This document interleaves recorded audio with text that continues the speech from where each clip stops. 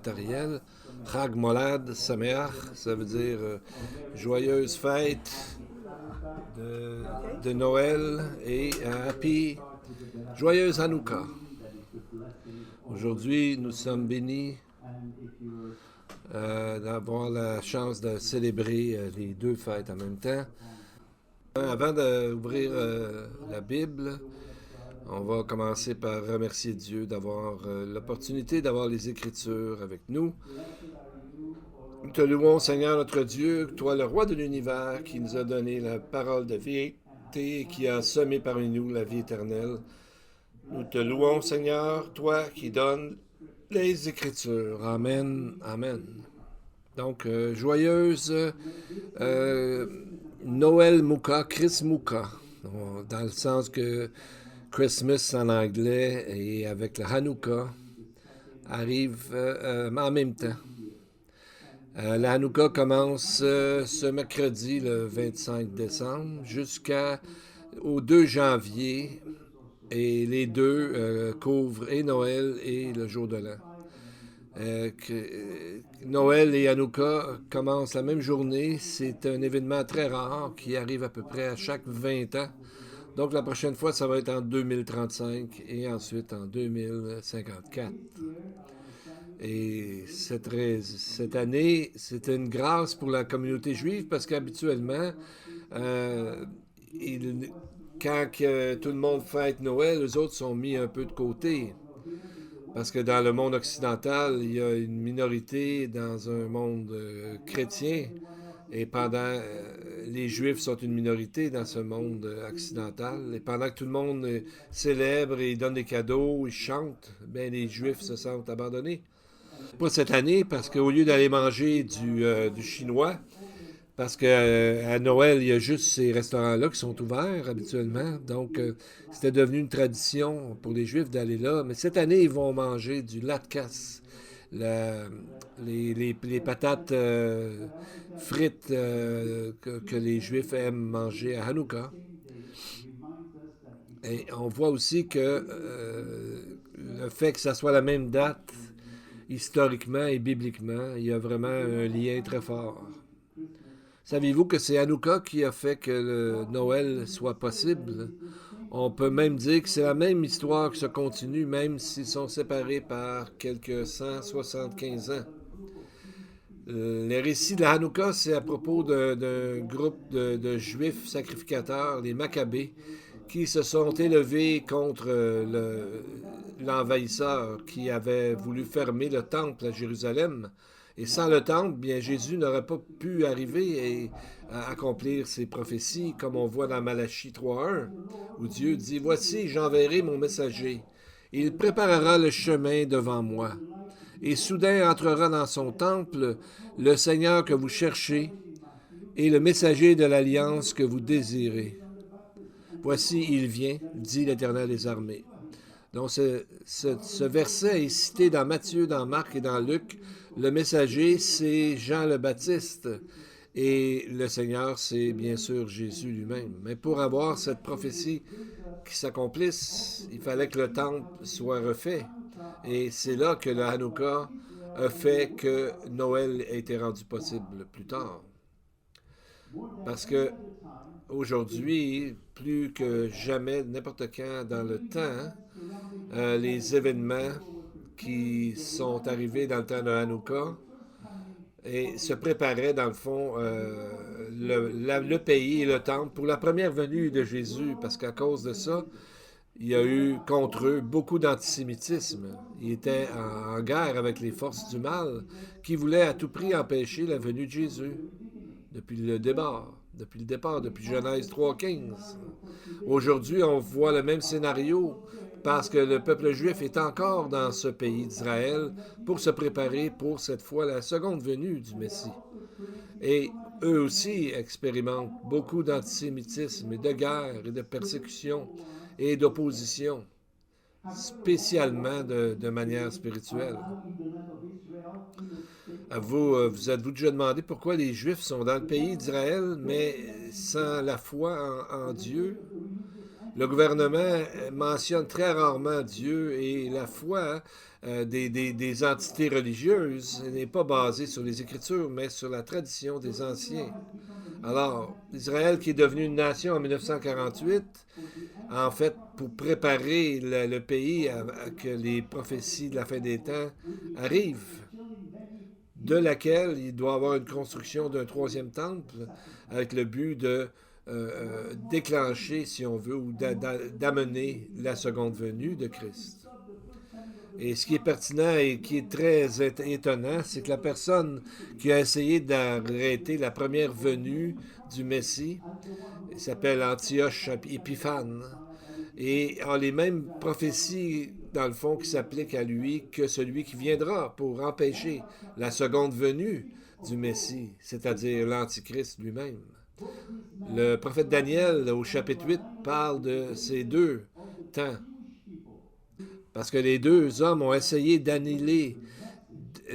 d'anéantir le judaïsme et même le peuple juif, mais les deux n'ont pas réussi et ne réussiront pas non plus. C'est le message de Hanouka et de Noël. C'est pour ça que Jésus est venu, qu'il est né et que ça a créé le temps de Noël. Et il va revenir une autre fois pour établir son royaume. C'est ce que Hanouka et Noël célèbrent. Et ces actions sont prophétisées et que c'est des choses qui vont arriver à Israël bientôt. À la première venue de Jésus, alors que cela approchait, nous lisons que l'Empire grec a été anéanti et s'est élevé l'Empire romain. Et parce qu'Alexandre le Grand avait séparé son royaume en 4 branches. Et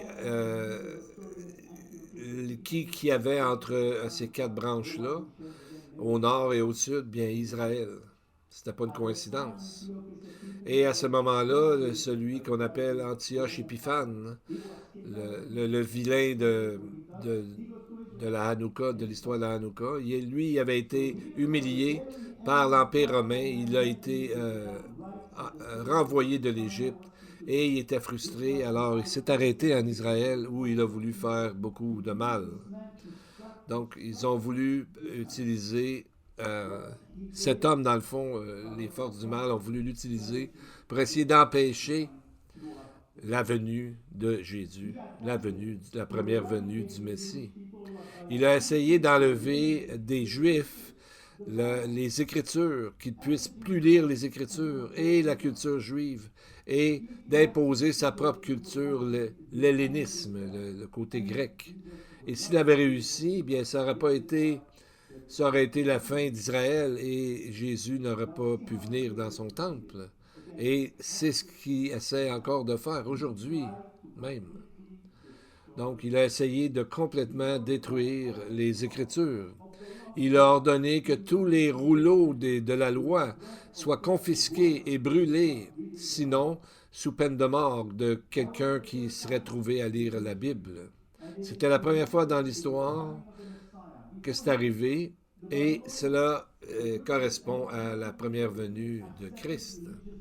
Avant lui, les Babyloniens, les Perses et même son propre peuple, les Grecs, acceptaient la diversité religieuse. Ils étaient polythéistes, mais ils laissaient plusieurs dieux vivre en même temps. Mais lui, Antioche, tout à coup, a pris de façon radicale, voulait annuler, faire disparaître la religion de Dieu. Voici ce que l'histoire en dit. Dans 1 Maccabée, il est écrit qu'il a fait ça. Antioche a envoyé des lettres à travers Israël afin qu'il puisse oublier la loi et changer toutes les ordonnances. Et quiconque ne ferait pas selon le commandement du roi serait mis à mort, afin qu'il puisse oublier la loi. Je pose la question, qu'est-ce qui pourrait séparer Israël de son Dieu? Qu'est-ce qui pourrait séparer un croyant de Jésus? D'être séparé des Écritures ou d'en ajouter tellement que ça devient méconnaissable. Sans les Écritures, on va perdre la trace de notre Créateur et on va commencer à se faire un faux Dieu selon ce qu'on aime et selon ce qu'on s'attend. C'est Pour ça que Jésus a dit, l'homme ne vivra pas de pain seulement, mais de toute parole qui vient de la bouche de Dieu. Donc, plus on avance dans la fin des temps, plus c'est important de connaître la parole de Dieu.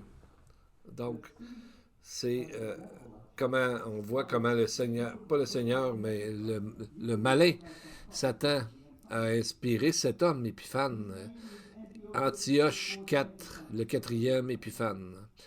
Épiphane veut dire Dieu manifesté. Il pensait qu'il était vraiment Dieu en chair.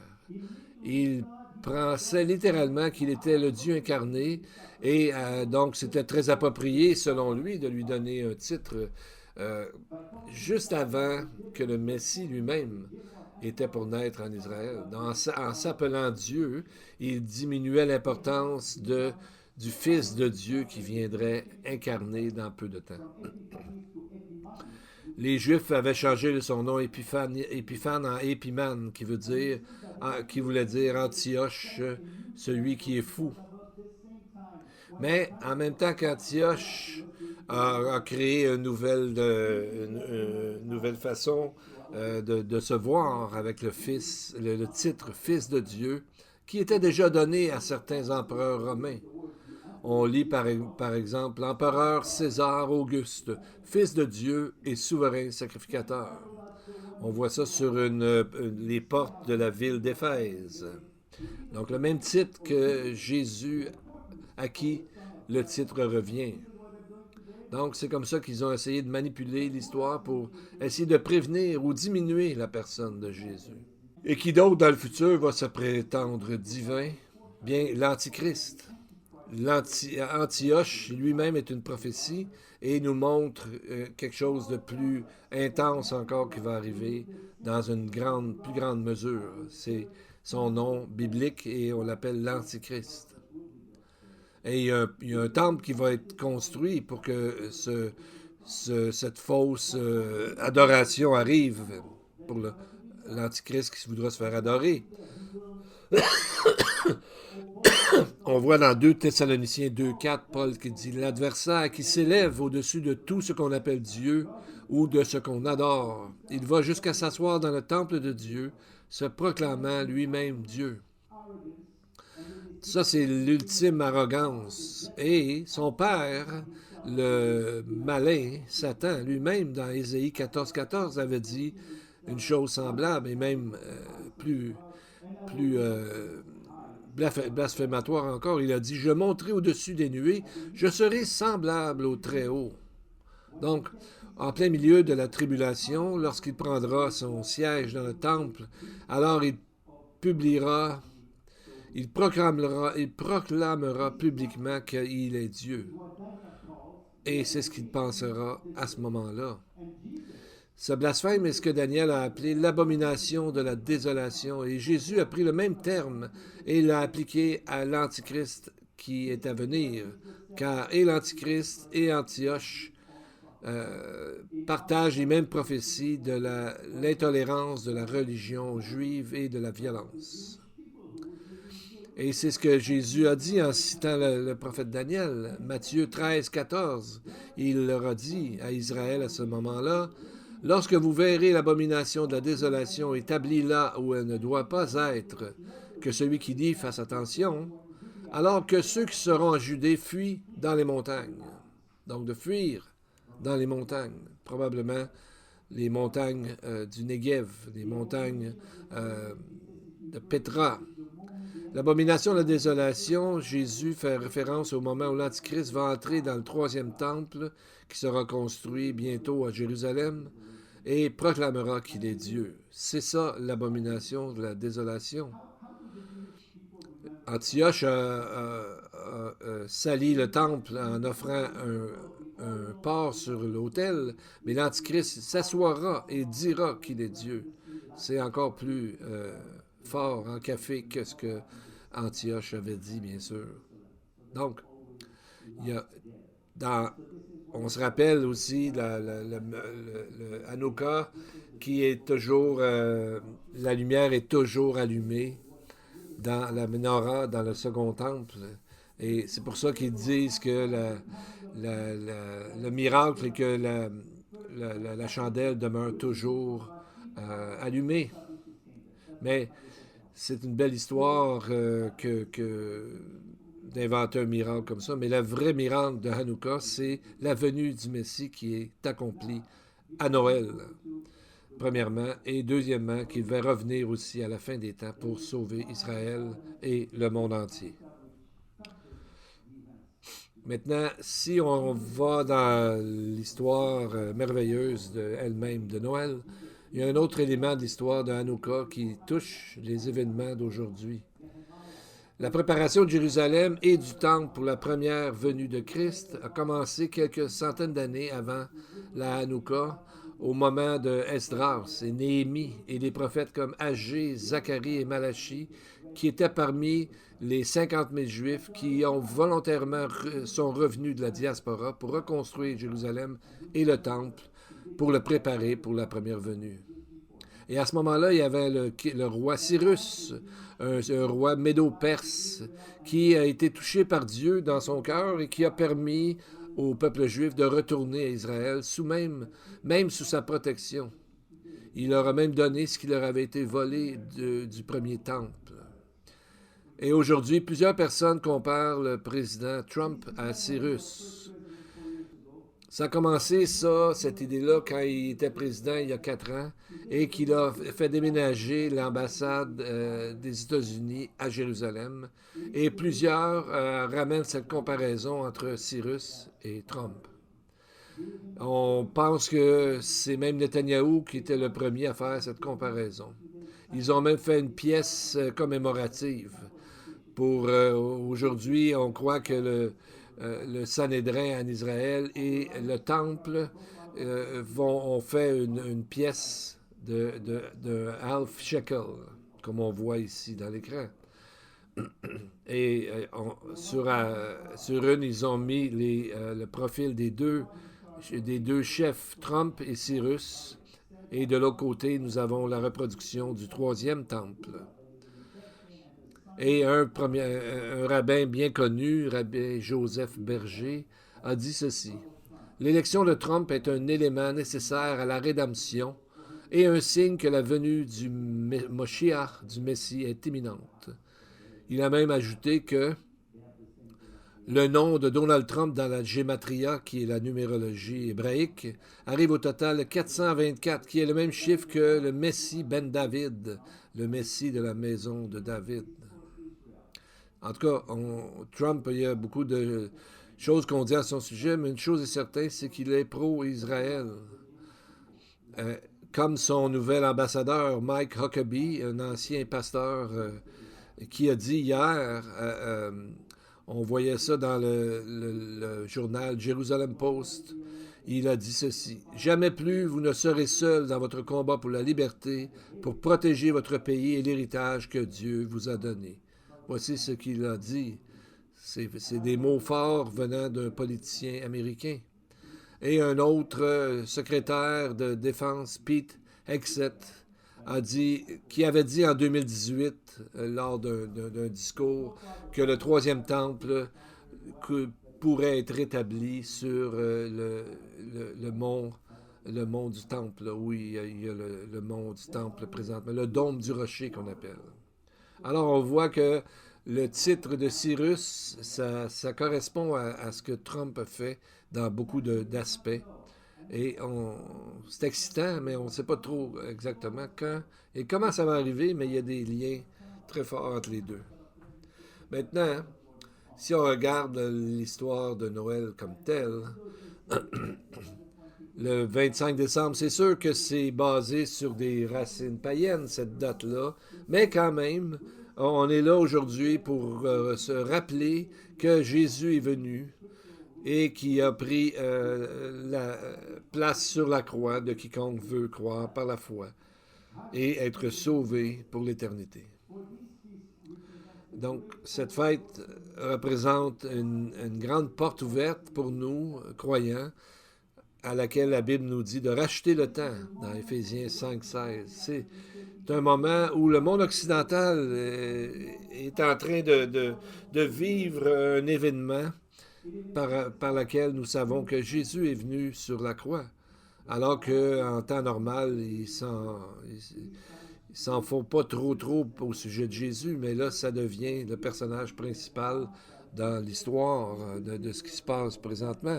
Et Jésus est le sauveur du monde. Amen. Donc, un coup qu'on enlève les traditions, il reste au cœur le même message et le message le plus magnifique qu'on a jamais entendu. Parce que Noël est le début de l'accomplissement de plus de 100 prophéties messianiques de l'Ancien Testament. C'est au sujet de la venue de la postérité de la femme, de laquelle viendra le Messie, le Fils de Dieu, qui est venu parmi nous dans un corps humain et afin de mourir et ressusciter et offrir le salut éternel par la foi. Donc, nous pouvons dire comme Paul dans 2 Corinthiens 9,15, « Grâce soit rendue à Dieu pour son don ineffable. » Dieu aurait pu nous sauver de sa colère, mais il nous aime tellement qu'il est venu lui-même. Il a vécu avec nous, a expérimenté la douleur, la souffrance et le rejet, et ensuite est mort d'une terrible mort afin de nous offrir de vivre la vie éternelle avec lui. Sa venue, c'était de l'amour en action comme on n'a jamais vu avant. Et qui était Jésus réellement? Qu'est-ce que la Bible dit au sujet de Jésus? Est-ce qu'il est un simple homme, un prophète, un grand enseignant, un grand philosophe? Le monde n'a pas besoin d'un de ceux-là, dans le fond. Le monde a besoin d'un médiateur, d'un sauveur. Et c'est exactement qui est Jésus. Lisons une grande prophétie qu'on lit souvent dans le temps de Noël, Isaïe 9,6. Un enfant nous est né, un fils nous est donné. La domination reposera sur son épaule. On l'appellera admirable, conseiller, Dieu puissant, Père éternel, Prince de la paix. Il y a 5 noms qui sont donnés à l'enfant. Le Fils, parce qu'ils sont tous un, et nous allons voir dans le nom qui est au singulier, et il y a pourtant 5 noms. On voit que l'enfant est en fait le Dieu tout-puissant. Et on voit que le Fils est aussi le Père éternel. C'est son nom. C'est ce genre de sauveur que le monde a besoin. Tout ça revient à ce qu'on a déjà demandé et ce que les commentaires judaïsants disent aussi. Comment Dieu pourrait venir en tant qu'homme. Mais c'est vraiment ça l'histoire de Noël. Salomon avait dit en bâtissant son temple, 1 Roi 8,27, « Voici les cieux des cieux ne peuvent te contenir, combien moins cette maison que je t'ai bâtie. » Et pourtant, le souverain Seigneur, Dieu éternel, est venu sur cette terre. Il est dit dans Philippiens 2,7 qu'il s'est dépouillé lui-même en prenant une forme de serviteur, en devenant semblable aux hommes, et il a paru parmi nous comme un vrai homme. Donc Dieu n'a pas juste lancé le salut comme ça, puis ensuite il nous attendait. Il est venu vers nous pour nous amener le salut et vivre parmi nous. Ésaïe 7,14 l'avait déjà prophétisé. La Vierge deviendra enceinte, elle enfantera un fils, et elle lui donnera le nom d'Emmanuel. Le mot Emmanuel est fait de 2 noms. Rimanu-El. Ram qui veut dire peuple et El qui veut dire Dieu. Donc c'est Dieu avec son peuple, vivant au milieu de son peuple, pour ceux qui ont accepté Jésus dans son offre de salut, dans son sacrifice. Comme on dit, quand Jésus est devenu notre Dieu personnel, notre sauveur personnel. Et il a dit, cette promesse, « Je suis tous les jours avec vous jusqu'à la fin du monde. » C'est ce que Jésus a dit dans Matthieu 28,20. Donc, l'histoire de Noël n'est jamais finie.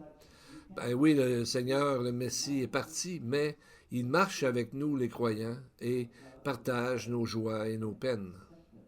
Et ce message aujourd'hui de Noël, on peut vivre ce qu'on appellerait l'expérience Immanuel, que Jésus soit avec nous tous les jours comme personnel à côté de nous. Et il nous a dit dans sa prière, qu'on appelle la prière sacerdotale, dans Jean 14, il a dit « Je vous laisse la paix, je vous donne ma paix. Je ne vous donne pas comme le monde donne. que votre cœur ne se trouble pas et ne s'alarme pas. Donc, comment on pourrait laisser de côté un tel cadeau de paix? Et le mot est le mot shalom, qui veut dire la paix, d'être bien, d'être dans la plénitude. Donc, c'est beaucoup plus qu'un bonjour. C'est une façon pour nous de vivre, d'être dans cette paix qu'il nous offre. Donc, on va voir maintenant comment le Seigneur a fait absolument tout pour nous offrir le repos, le sabbat, comme on pourrait dire. Et on va voir juste une portion de l'histoire de Noël dans l'évangile de Luc, où on en parle beaucoup. Au chapitre 2, il nous amène, l'auteur Luc nous amène au début de l'histoire, alors que Joseph et Myriam, les deux étant des descendants de David, ont été obligés de déménager à l'endroit de sa naissance, Bethléem. Selon la prophétie de Michée, le Messie devait naître là-bas, à Bethléem Ephrata. Mais lorsqu'ils sont arrivés à Bethléem, ils ont dû être très désappointés parce que Marie, qui était enceinte de 9 mois, et devrait avoir un endroit pour se reposer, mais personne n'a ouvert leurs portes pour leur donner un abri.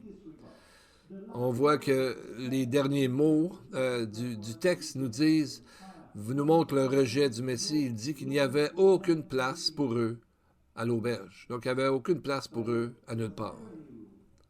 Donc, il n'y avait jamais de place pour lui durant son ministère. Il a dit, le Fils de l'homme n'a pas où reposer sa tête. C'est ce qu'il a dit dans Matthieu 8, 20.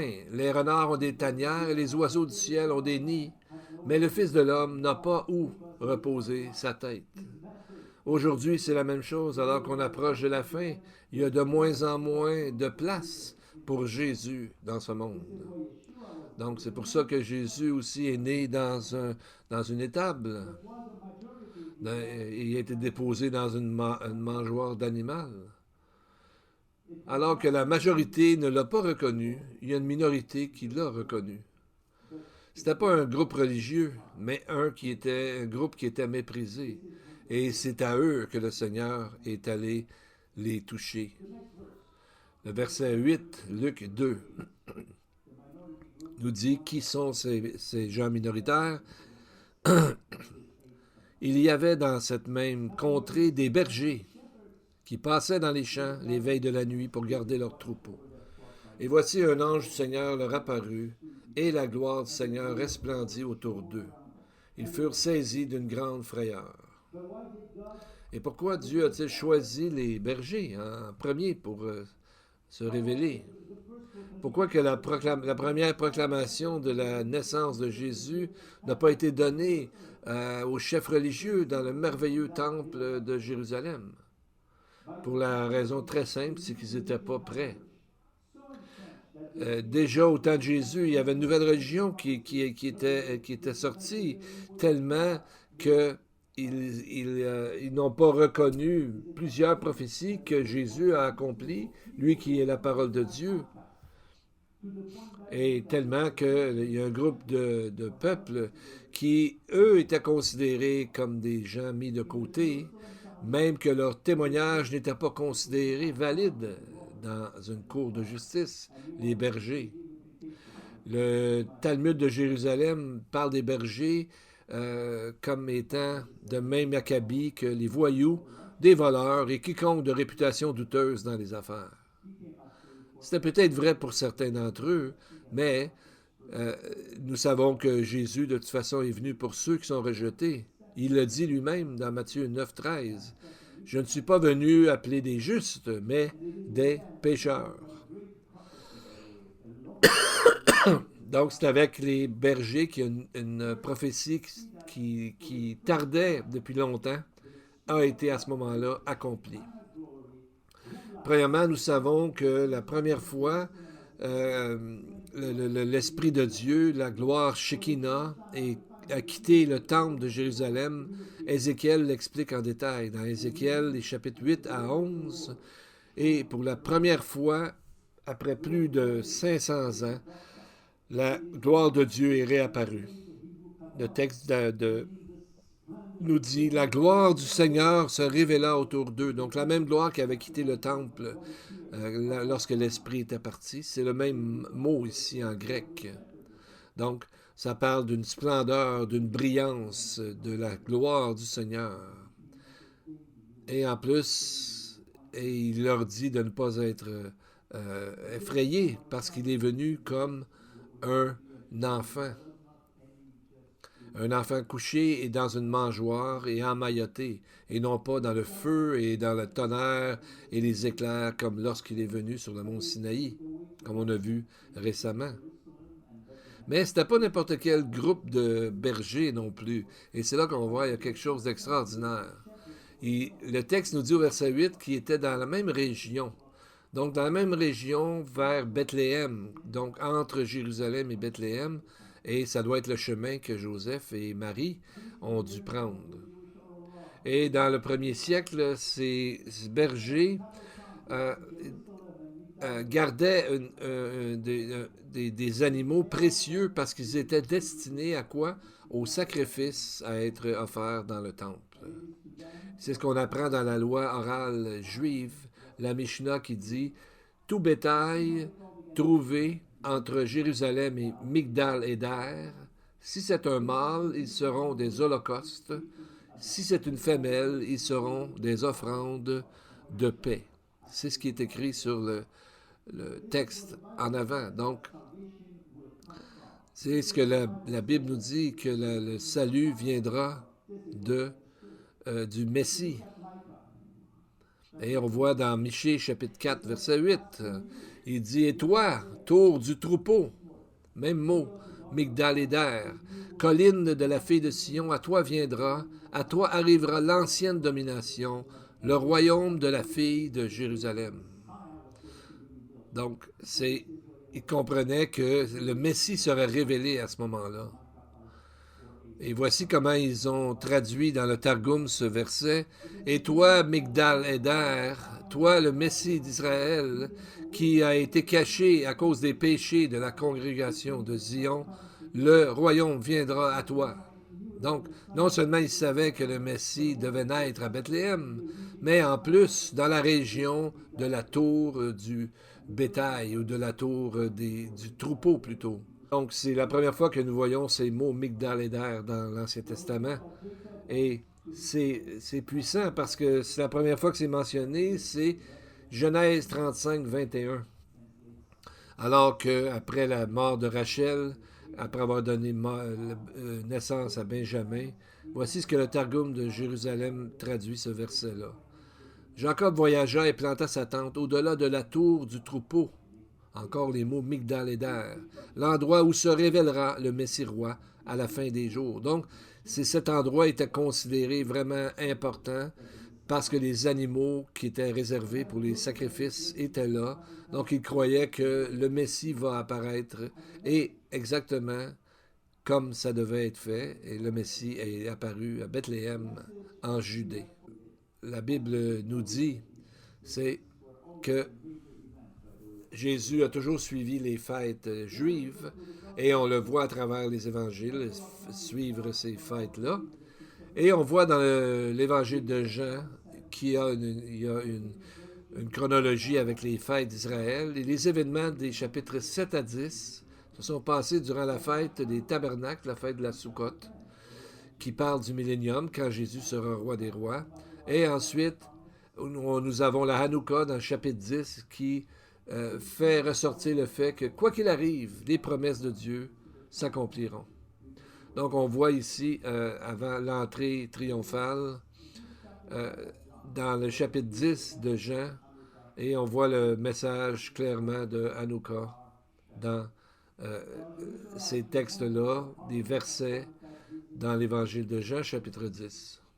Donc, Jésus a pris le temps de faire ressortir des choses très importantes pour enseigner combien nous sommes sécures dans les mains de Dieu, combien notre salut est sécure et absolument parfait. Nous allons lire pas tout le chapitre 10, mais certains versets pour montrer la protection et comment il nous aime. Écoutez seulement ces versets. Ça commence au verset 7. Jésus leur dit encore, en vérité, je vous le dis, je suis la porte des brebis. Je suis la porte. Si quelqu'un entre par moi, il sera sauvé. Il entrera, sortira et trouvera des pâturages. Je suis le bon berger. Le bon berger donne sa vie pour ses brebis.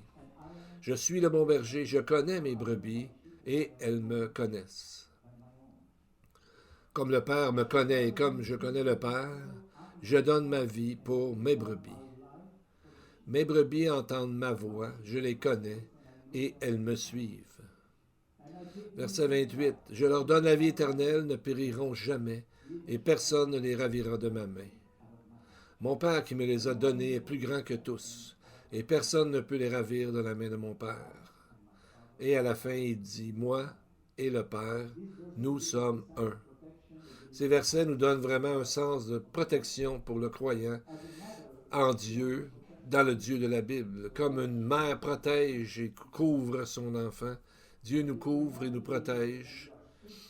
Si vous n'êtes pas un croyant, nous vous conseillons de vraiment chercher et de savoir ce que vous cherchez. C'est que dans le fond, on a besoin de savoir ce que notre cœur désire, la paix, l'harmonie, la vérité, la paix éternelle. Et c'est ce que Jésus offre en ayant payé la rançon pour notre salut. Si nous croyons par la foi, nous sommes sauvés et nous aurons la joie de vivre avec lui dans le ciel pour l'éternité. Donc, on a vu au verset 30 qu'il dit « Moi et le Père, nous sommes un ». Il n'a pas simplement dit ça pour montrer son unité avec Dieu ou sa divinité. On le voit dans plusieurs autres passages, mais je crois qu'il a dit ça pour nous montrer à nous, chaque croyant, combien notre salut est absolument certain et qu'il peut ne pas se perdre ou se donner, se vendre, n'importe quoi. Notre salut est éternel, ne changera jamais. Jésus a dit, personne ne les ravira de ma main. Au verset 29, il dit, personne ne peut les ravir de la main de mon Père. Puis au verset 30, il dit, moi et le Père, nous sommes un. Comme si on a deux mains. Les deux mains, puis nous, on est dans le milieu, ceux qui sont croyants. Donc, et la main, en grec, parle pas de seulement de la protection, mais de comment être guidé du pouvoir. Alors, nous pouvons prier pour le dire alentour de nous, la bonne nouvelle de Noël. Amen. Amen. Prions.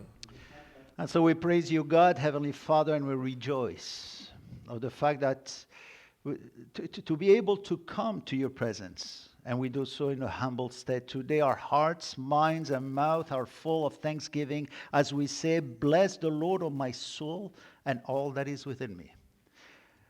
And so we ask that you teach us the best way of doing the best things so we can always bring the best gift ever, the knowledge of the Messiah, to everyone in our path.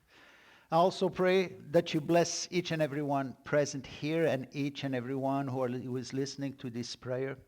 Put your healing hand upon those who are sick and who are looking to you for healing, for peace, for harmony in their lives. Touch them and surprise them with the power of your Spirit. May He rest on those who are hurting, on those who are going through a difficult time. Give them hope and joy and rest your salvation on those who desire it. B'Shem Yeshua Mashiach. To the congregation, the Lord bless you and keep you. The Lord make His face shine upon you and be gracious to you. The Lord lift up His countenance upon you and give you peace. Amen and amen.